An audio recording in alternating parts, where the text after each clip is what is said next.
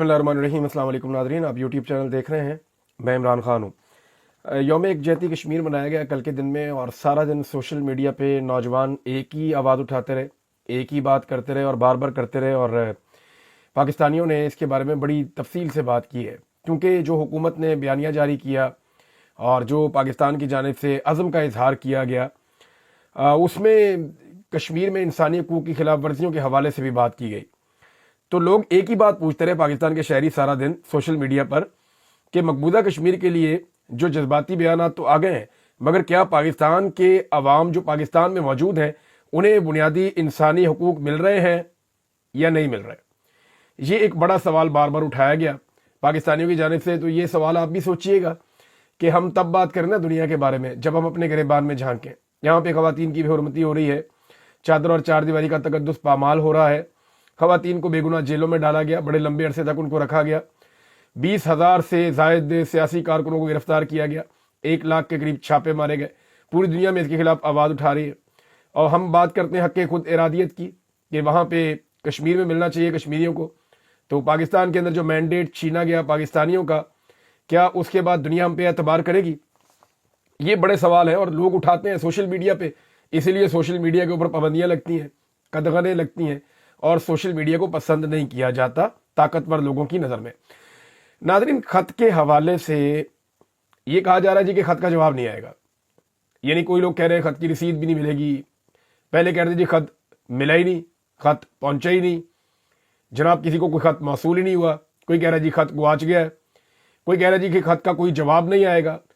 तो मैं एक चीज़ सिर्फ बताऊँ, एक तो ये लोग पढ़े लिखे नहीं है, दूसरा ये कोशिश भी नहीं करते। तो इमरान खान साहब ने इनके बारे में ठीक कहा था, जो खुला खत होता है ना, जिसको ओपन लेटर कहते हैं, जो सारी दुनिया के लिए लिख दिया जाता है कि ये बिल्कुल सबको पता चल जाए कि इस खत में क्या लिखा है, वो जो खुला खत होता है ना, वो किसी भी वक्त उस बंदे तक नहीं पहुंचाना होता। वो खुला खत सबके लिए होता है और वो सबको बता दिया जाता है कि आप उस बंदे को क्या कहना चाहते हैं। तो आर्मी चीफ को इमरान खान साहब ने जो खुला खत लिखा, वो एक्चुअली लिखा तो आर्मी चीफ को, लेकिन पूरी कौम को यह बताना मकसद था कि वो आर्मी चीफ को क्या कहना चाहते हैं। पूरी फौज को भी ये बताना मकसद था, सारे इदारों को यह बताना मकसद था, हुकूमत को यह बताना मकसद था, पूरी दुनिया को आलमी सतह पे बताना मकसद था। उसकी अंग्रेजी में ट्रांसलेशन भी की गई कि इमरान खान साहब आर्मी चीफ को क्या कहना चाहते हैं और उन्हें किस किस्म के गिले और शिकवे हैं। तो ये जो खुला खत लिखा जाता है ना, ये जवाब हासिल करने के लिए नहीं लिखा जाता, वो खुद एक जवाब होता है तमाम ऐसी चीज़ों का जिनके बाद वो जवाब का जवाब बनता है। तो बहरहाल ये खुद एक जवाब होता है जो सिर्फ पहुंचा दिया जाता है, तो जवाब तो जनाब पहुंच गया है। एक और चीज़ नाज़रीन मैं आपको बताऊं कि हुकूमत ने अपनी रविश बिल्कुल नहीं बदली, एस्टेब्लिशमेंट ने और हुकूमत ने अपने आप को बिल्कुल तब्दील नहीं किया। वो एग्जैक्टली उसी काम पर लगे हुए हैं जो काम वो गुज़िश्ता लगभग 3 साल से कर रहे हैं। यानी एक मरतबा फिर पूरे पंजाब के अंदर छापे मारने शुरू कर दिए। इस्लामाबाद में क्रैकडाउन रिपोर्ट हो रहा है, इस पे जो है वो एहतशाम अब्बासी साहब ने रिपोर्ट किया। आमिर मुगल साहब जो पाकिस्तान तहरीक इंसाफ इस्लामाबाद के सदर हैं, उन्होंने कारकुनों को खबरदार किया कि वो अपने घरों के अंदर ना रहे, क्योंकि पुलिस क्रैकडाउन कर रही है और कारकुनों की बड़े पैमाने पर गिरफ्तारियां करना चाहती है। आमिर मुगल साहब के हवाले से बताऊं कि इनके ऊपर तो 50 से ज्यादा मुकदमात डाल दिए गए। यानी ये आदमी मेरे ख्याल में इस्लामाबाद में सबसे ज्यादा मरतबा गिरफ्तार हुआ है, लेकिन ये आदमी हिम्मत नहीं हारता। इमरान खान साहब का बड़ा तगड़ा वर्कर है, और अभी कत्ल का एक मुकदमा डाल दिया गया आमिर मुगल के ऊपर, ताकि 1-2 साल के लिए इनको बिल्कुल गायब ही कर दिया जाए मंजर से। तो पार्टी की जानिब से हदायत दी गई कि आप तो जरा साइड पे हो जाए, और एक कायम मकाम सदर भी बनाया गया इस्लामाबाद के लिए। लेकिन इसके बावजूद मैं विजुअल्स देख रहा था कि आमिर मुगल ने इसके बावजूद इस्लामाबाद में पहुंच के वहां पे पॉलिटिकल एक्टिविटीज की हैं, लोगों को मोटिवेट किया है। तो जो चीजें इस तरह हो रही है ना, लोग इतना रिस्क ले रहे हैं, इसका मतलब यह है कि पाकिस्तान तहरीक इंसाफ के ऊपर गोली चलने के बावजूद ये पार्टी हार नहीं मान रही। देखिए, इस्लामाबाद के अंदर गोली चली है और इस्लामाबाद का सदर जो है उस पर कत्ल का मुकदमा भी है और 50 से ज्यादा उसके ऊपर मुकदमे हैं। इसके बावजूद वो पूरी तरह से मोटिवेशन कर रहा है, भाग दौड़ कर रहा है, लोगों को चैनलाइज कर रहा है, ऑर्गेनाइज कर रहा है, और इसी तरह बाकी लोग भी कर रहे हैं। पंजाब में जो छापे पड़ रहे हैं उसमें नईम हैदर पंजूता साहब के घर पे, डेरों पे छापे मारे जा रहे हैं। हालांकि इनके भाई जो हैं वो इंतजार पंजूता साहब को पहले अगवा किया गया, बदतरीन उनको हालात में रखा गया। जब उन्हें छोड़ा गया तो उन्हें एक ऐसी हालत में छोड़ा गया कि एक आम आदमी तसव्वुर नहीं कर सकता इतने जुल्म और बर्बरियत का। तो जो इंतजार हुसैन पंजूता साहब के साथ किया गया, उसके बाद अब उनके भाई नईम हैदर पंजूता साहब को निशाना बनाने की कोशिश की जा रही है اور ساتھ میں ان کو عمران خان صاحب سے اب ملنے بھی نہیں دیا جاتا۔ شیخ وقاص اکرم صاحب، ان کا بھی رپورٹ ہو رہا ہے ان کے گھروں پہ، ان کے رشتہ داروں کے گھروں پہ چھاپے مارے جا رہے ہیں۔ لاہور میں علی اعجاز بٹر صاحب، عائلیہ حمزہ صاحبہ کو پکڑنے کی کوشش کی پولیس نے، لیکن اب انہوں نے ایک چیلنج کیا ہے پاکستان تحریک انصاف نے کہ ہم نے ایک اور حکمت عملی بنا لی ہے اور اس حکمت عملی کے ذریعے سے ہم احتجاج ضرور کریں گے۔ حکومت کے پاس موقع ہے کہ وہ ہمیں این او سی دے دے۔ اگر حکومت ہمیں این او سی نہیں دیتی، یہ پاکستان تحریک انصاف نے کہا ہے، عالیہ حمزہ صاحبہ نے اناؤنس کیا جو پنجاب میں آرگنائزر ہیں، اور پاکستان تحریک انصاف کی جانب سے انہوں نے اناؤنس کیا ہے کہ این او سی نہ ملے تو پورا پنجاب جلسہ گاہ بن جائے گا، لہذا حکومت آرام سے ہمیں این او سی دے دے، اس میں ہی حکومت کی بہتری ہے۔ متبادل حکمت عملی یہ ہے کہ اگر 8 فروری کو مینار پاکستان گراؤنڈ میں جلسہ کرنے کی اجازت نہ ملی تو پھر پارٹی نے پلان بھی تیار کیا ہے، پنجاب کے تمام اضلاع میں احتجاجی تحریک کا آغاز کیا جائے گا۔ شوکت بسرا صاحب نے ناظرین ایک سٹیٹمنٹ دیا ہے اور انہوں نے بڑا کھل کر یہ بات کی ہے کہ اللہ گواہ ہے کہ مجھے الیکشن آئی ایس آئی نے ہروایا۔ شوکت بسرا صاحب کو نا بہت الیکشن ہارنے کی تکلیف ہے، وجہ یہ ہے کہ وہ بہت بڑا مارجن تھا۔ اعجاز الحق صاحب تو تیسرے نمبر کے امیدوار تھے، نہ 3 میں نہ 13 میں، ان کو ووٹ بھی نہیں پڑ رہے تھے، اور اس دفعہ لوگوں نے اینٹی اسٹیبلشمنٹ ووٹ دیا ہے، تو لوگ ضیاء الحق کے بیٹے کو ووٹ کیوں دیں گے؟ لیکن ضیاء الحق صاحب کے کیونکہ وہ بیٹے ہیں، اسٹیبلشمنٹ کے ذرا دل کے قریب ہیں، تو اعجاز الحق صاحب کو بنا دیا گیا ایم این اے، جبکہ شوکت بسرا صاحب جو کہ فارم 45 کے مطابق ریئل ایم این اے تھے، ان کو ہرا دیا گیا۔ اب وہ کافی جو ہے وہ غصے میں ہے، انہوں نے کئی جگہوں کے اوپر احتجاج کیا، وہ ضیاء الحق کی قبر پہ بھی گئے، ہر جگہ جا کے انہوں نے بات کی، اور انہوں نے ہر جگہ جا کے چیلنج کیا، عدالت میں جا کے چیلنج کیا، لیکن اس کے باوجود شوکت بسرا صاحب کی بات کوئی نہیں سن رہا۔ تو شوکت بسرا صاحب نے فائنلی بتایا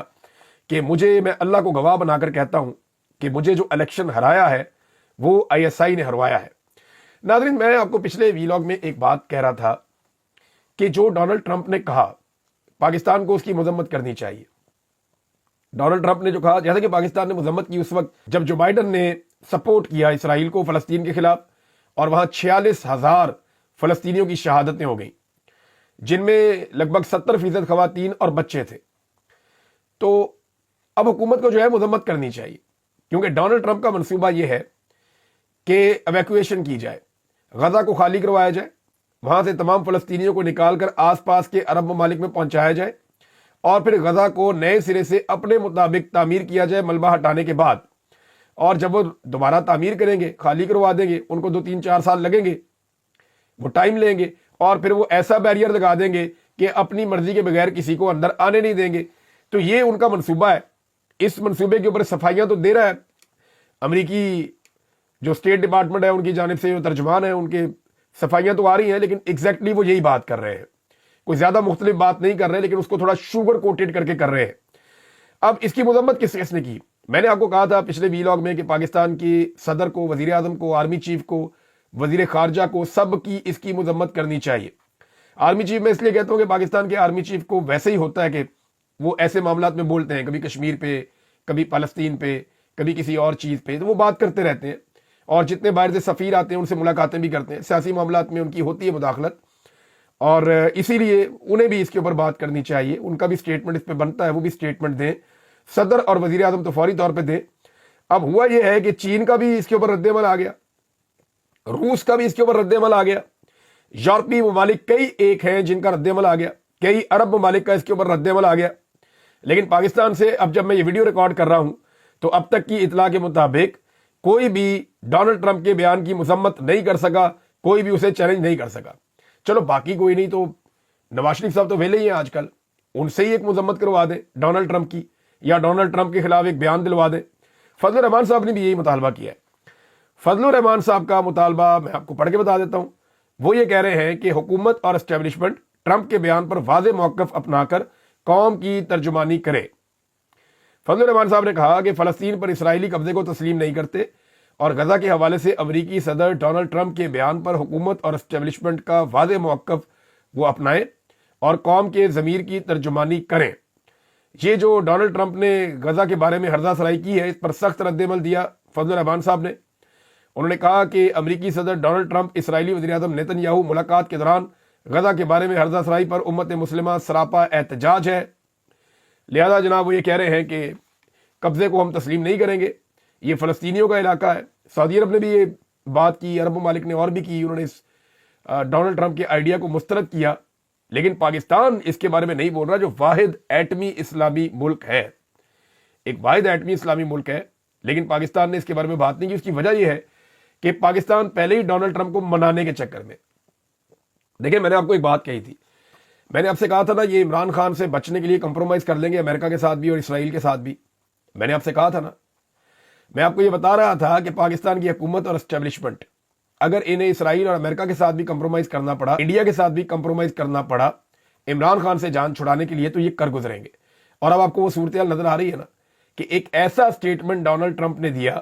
جس کے اوپر کوئی بھی کمزور سے کمزور حکومت ہوتی تو ضرور مذمت کرتی یا اس بیان کے اوپر جو ہے وہ بات کرتی, لیکن اس حکومت نے اب تک بات نہیں کی. وہ ابھی بھی کیلکولیشن میں لگے ہوئے کہ کرنا کیا ہے. ناظرین, امریکہ کی کیونکہ بات ہو رہی ہے تو بلاول پہنچے اس ناشتے میں جو ایک دعائیہ قسم کا ناشتہ ہوتا ہے, ایک تنظیم کرواتی ہے امریکہ میں ایک ناشتہ, اور یہ ہوتا ہے جب فروری کا مہینہ آتا ہے اس کی جو پہلی جمعرات ہوتی ہے اس میں یہ ناشتہ ہوتا ہے. امریکہ کے کئی علاقوں میں ہوتا ہے, کوئی 4-5 ہزار بندہ اکٹھا کیا جاتا ہے, کئی ملکوں سے لوگ آتے ہیں, مختلف سفیر بھی آتے ہیں, مشیر بھی آتے ہیں, وزیر بھی آتے ہیں, مختلف ممالک سے لوگ آتے ہیں, تو صدر بھی اس ناشتے کے اندر موجود ہوتا ہے. تو بلاول بھی وہ راستے میں پہنچ گئے, بلکہ میری ایک امریکن پاکستانی سے بات ہو رہی تھی, وہ یہ کہہ رہے تھے کہ اگر آپ مجھے صرف 2 مہینے پہلے بتائیں تو عمران صاحب یہ ناشتہ تو میں آپ کو بھی کروا سکتا ہوں.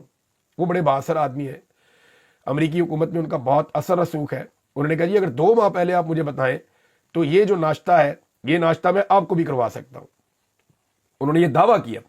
ایک بڑے معتبر اوورسیز پاکستانی ہیں جو امریکہ کے اندر رہتے ہیں. تو میں نے کہا جی یہ کوئی بڑی بات نہیں ہے بلاول کا وہ ناشتے کے اندر جانا, بھائی کوئی بڑی بات نہیں ہے, نہ یہ ڈونلڈ ٹرمپ کی دعوت ہے نہ ان کا کوئی تعلق ہے, یہ ایک اور تنظیم ہے وہ کرواتی ہے, اور یہ اس کے اندر ڈونلڈ ٹرمپ آتے ہیں, شرکت کرتے ہیں, تقریر کرتے ہیں اور چلے جاتے ہیں. تو بلاول کی جناب اس کے اندر شرکت رپورٹ ہو رہی ہے, لیکن ابھی تک یعنی یہ جو خبر رپورٹ ہو رہی ہے اس کے مطابق ابھی تک بلاول کی کوئی ملاقات نہیں ہوئی ڈونلڈ ٹرمپ سے, اور نہ کوئی تصویر ایسی سامنے آئی ہے. جو خبر لگائی جا رہی ہے اس میں یہ دکھایا جا رہا ہے کہ ایک طرف بلاول صاحب کی فوٹو لگائی ہوئی ہے, دوسری طرف ڈونلڈ ٹرمپ کی فوٹو لگائی ہوئی ہے.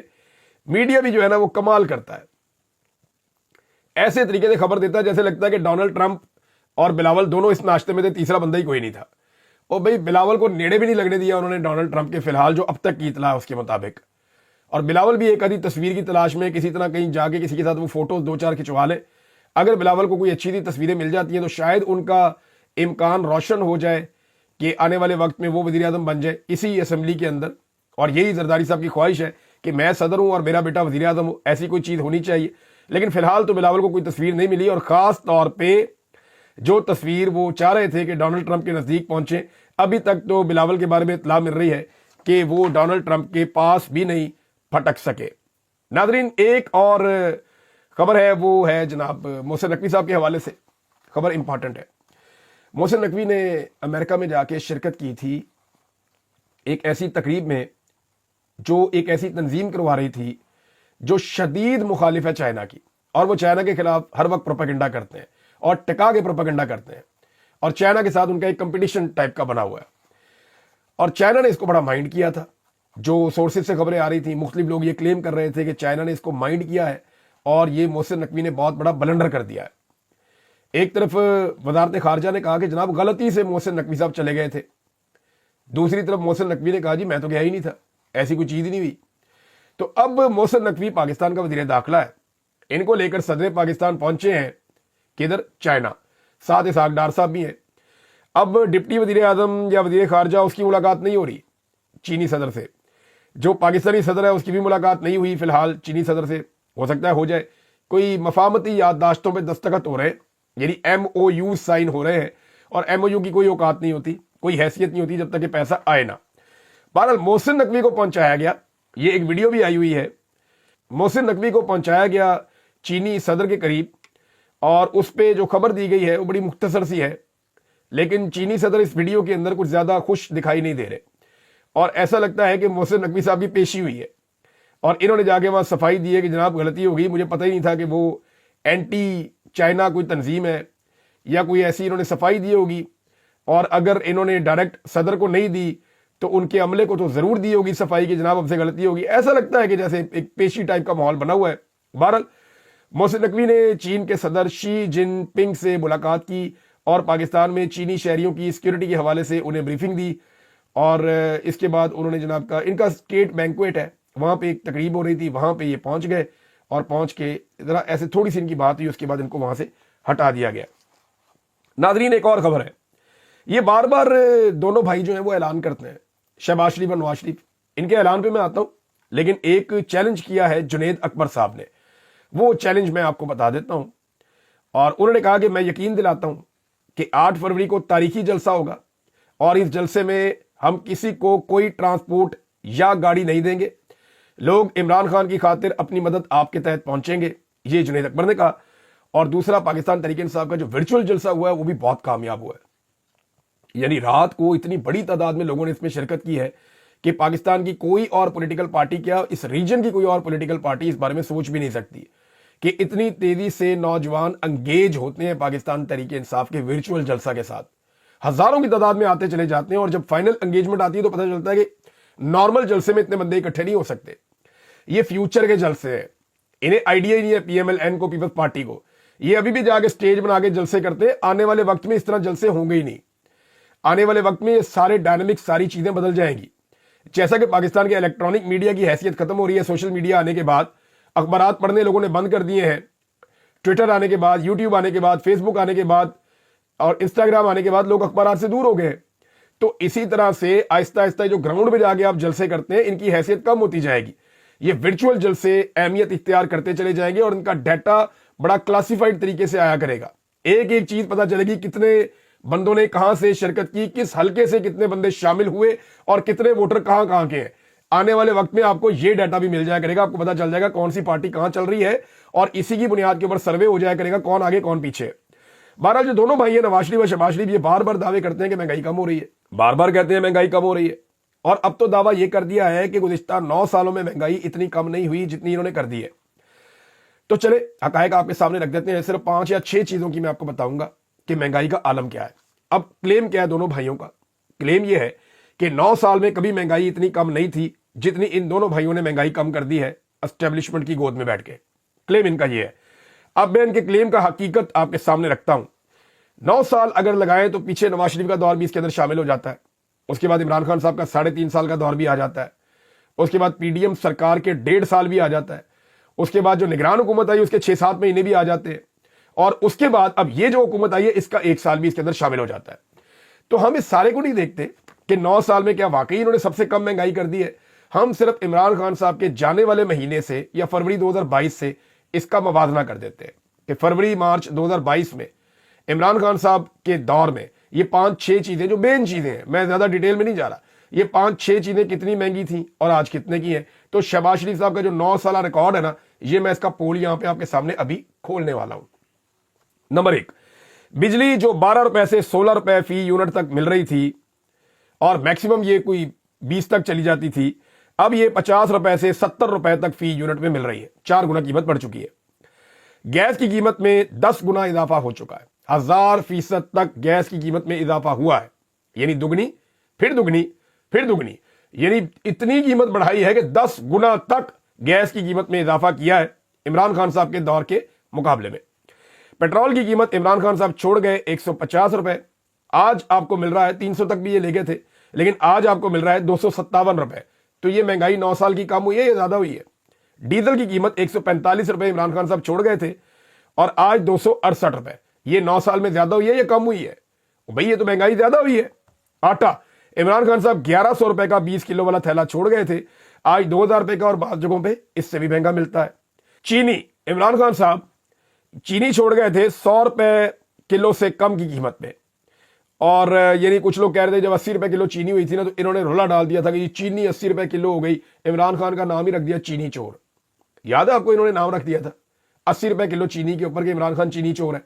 تو آج جو اس چینی کی قیمت ہے وہ 150 روپے کلو سے زیادہ ہے۔ تو یہ قیمت کم ہوئی ہے 9 سال میں یا زیادہ ہوئی ہے؟ بھئی انہوں نے بڑھا دی ہے، 9 سال کی کم ترین شرح پہ کیسے پہنچ گئی؟ اچھا جی، گھی کی قیمت میں کتنا اضافہ ہوا عمران خان صاحب کے دور سے لے کر اب تک؟ تو یہ دگنے سے زیادہ اضافہ گھی کی قیمت میں بھی انہوں نے کر دیا ہے۔ چاول جو ہے باسمتی، یہ 90 روپے سے 120 روپے کلو کے درمیان ملتا تھا، اور اب یہ ملتا ہے 257 روپے سے 470 روپے کلو کے درمیان۔ یعنی ڈبل سے بھی زیادہ قیمت پہ لے گئے ہیں. دودھ یہ جو ڈبے والا ہے, یہ جو 150 روپے کا ملتا تھا 1 لیٹر والا پیکٹ, یہ آج 355 روپے کا مل رہا ہے. دالوں کی قیمتیں, سبزیوں کی قیمتیں, دیگر تمام چیزوں کی قیمتیں آسمان سے باتیں کر رہی ہیں, اور یہ دونوں بھائی جھوٹ بول رہے ہیں کہ ہم مہنگائی کم کر رہے ہیں. ایکچولی ہوتا یہ ہے کہ یہ جھوٹ کو اتنے کانفیڈنس سے اتنی مرتبہ بار بار بولتے ہیں کہ انہیں لگتا ہے کہ لوگ اس کے اوپر یقین کریں گے, لیکن ایسا ہوگا نہیں. غریب آدمی پیسے لے کر جاتا ہے, اس سے چیز خریدتا ہے, جب وہ خریدتا ہے تو واپس آتے ہوئے 4 گالیاں بھی دیتا ہے, اور وہ بتاتا ہے کہ جناب اب قصور کس کا ہے. وہ اسٹیبلشمنٹ کو اور ان کے لائے ہوئے ان مہروں کو اپنی تباہی کے لیے ذمہ دار سمجھ رہا ہے, اور غریب آدمی سب جانتا ہے, پاکستان کا عام آدمی انتظار کر رہا ہے کہ ایک مرتبہ پھر انہیں موقع ملے اور وہ پھر ان ساروں کو شکست دے. اب تک کے لیے اتنی, اپنا خیال رکھیے گا, اپنے چینل کا بھی. اللہ حافظ.